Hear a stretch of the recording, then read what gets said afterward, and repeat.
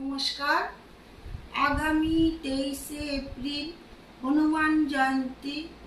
সেদিন আপনারা হনুমান চালিসা পড়বেন। তার আগে এই মন্ত্রটি 11 বার করে বলবেন।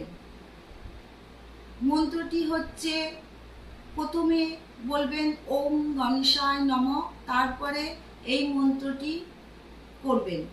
মন্ত্রটি হচ্ছে ওম নমো রুদ্রবতারায় সর্বশত্রু সংহারনায় সর্বরোগ হরায় সর্ববশীকরণায় রামদূতায় স্বাহা। এই মন্ত্রটি প্রত্যেক দিন 11 বার করে বলুন। আপনার জীবনে অর্থের কষ্ট হবে না, সংকট থেকে আপনি মুক্তি পাবেন, আর কোনো রোগ ব্যাধি আপনার হবে না।